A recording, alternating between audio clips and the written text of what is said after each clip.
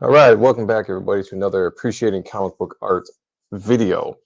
Today we're going to be looking at Brett Booth, X-Men Legends #1. Obviously drawn by Brett Booth and inked by the very talented Adelso Corona. But before we do that, if you like this channel, please remember to subscribe, hit the bell for notifications, hit the like button, and share it to as many people as you can. I really appreciate that. I've been very busy as of late, so I haven't posted a video. Oh man, and has it been 2 weeks? Can't have been that long. Maybe. I don't know. Well, I apologize for that. A lot of things going on with the Yacht and Stuff show on the Yacht and Stuff channel. Check that out with my co-host Sean Arrett, and also with my personal book that I've been working on hard, as well as commissions. But my book, Reaper Destroyer, that I'm working on right now, tentatively to launch in July. We'll see if I can make that happen or not. But keep an eye on this channel for updates, as well as on my social media. You can find me under Joe Sontag or Joel and Sontag. I'll drop all the links down below. All right, so let's get started on this. Now, since this is a new book, I can't show the whole thing because of copyright aspects. I don't want to get struck by anybody. So we'll just go through and we'll skip a couple pages as we go. But one thing I wanted to point out is this is a story set back in, I wouldn't call it like the classic age X-Men, but if you were my age, which is late 30s, then you grew up in the 90s reading the X-Men books. So this is set very much in like the 90s X-Men universe. All the X-Men have their classic 90s get-up, which I still think is some of the best designs. And excellently drawn by Brett Booth, who is, he gives this book a throwback to a 90s feel, but also it's got his updated, style of today, which is, a mash of like the 90s style of art. He also mixes in a little bit of manga, not heavily, but you can see traces of it in his art. But it looks good. This is how the X-Men should look.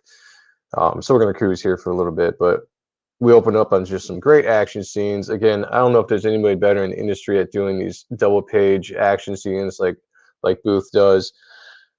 Placement of the characters is excellent. Moving your eye right through the page, telling the story as you go. There's so much action and energy in this. It really, of this whole 2 pages, it's only 3 panels, right? But you have so much movement.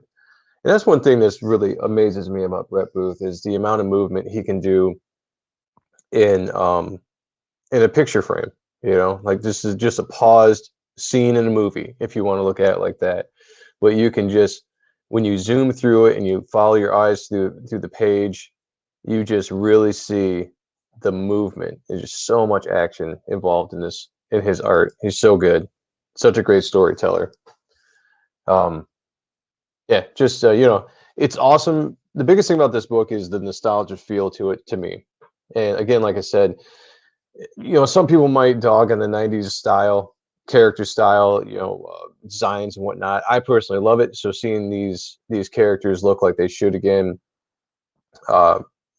really, really makes me feel good about reading this book. It's entertaining. It's the X-Men the way they should look. And some of my favorite characters too. I mean, like I've always liked Cyclops. Havoc has always been an awesome character, cool powers. And even Adam X, the third Summers brother.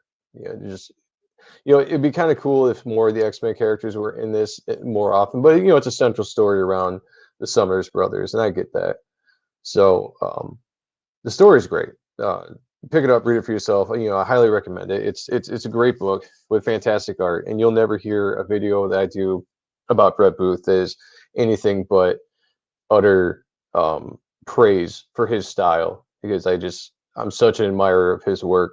He's probably one of the best artists, in my opinion, in the game right now. He's one of those guys who just keeps getting better and better as he goes.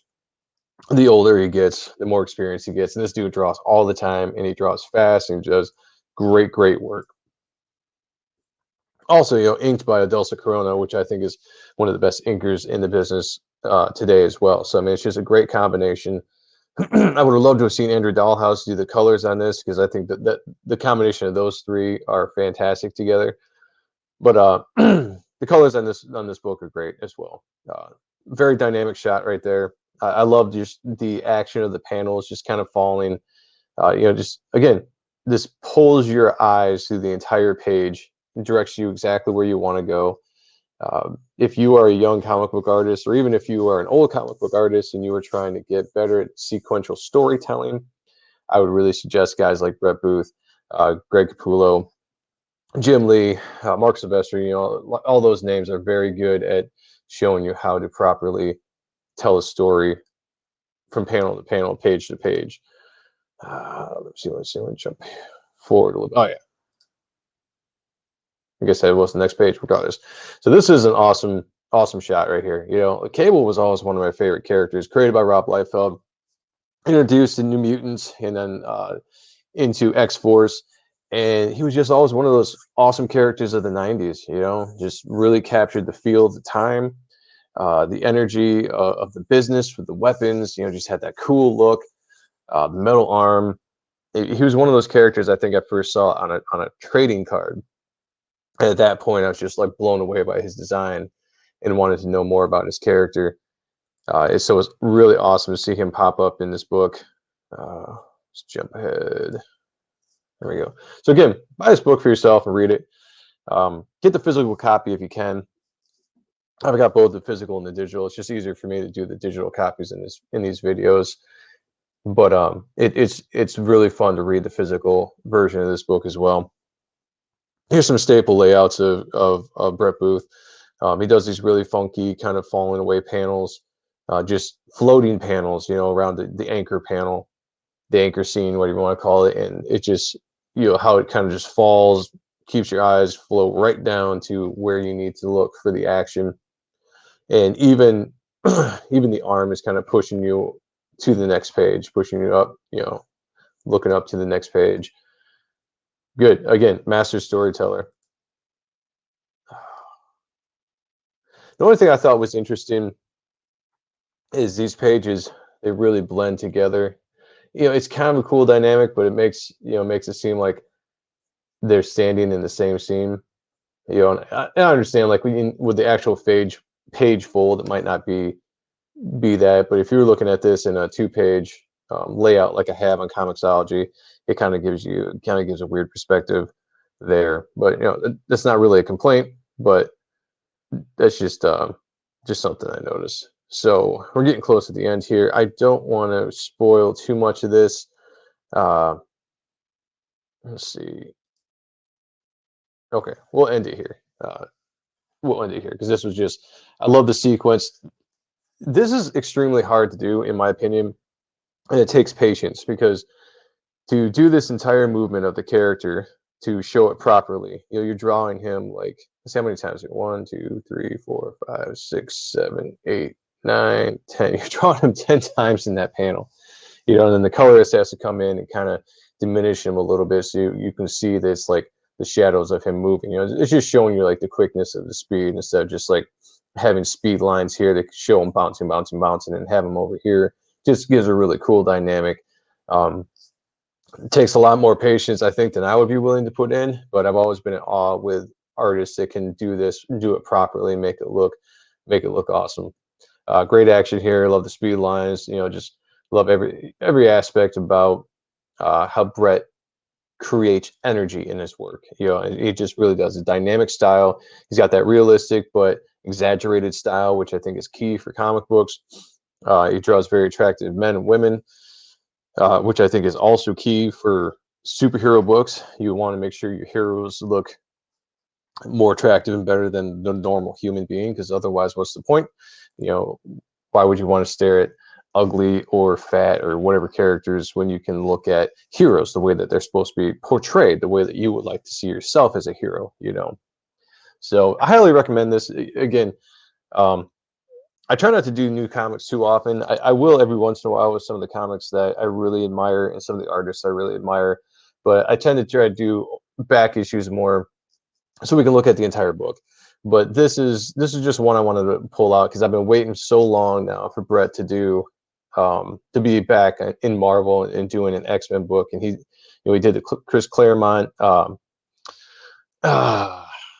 book. Not that I can't remember exactly what that was called. But he did like 8 pages in that, like last month. And then I think X-Men 17. I think he did the whole book of that too.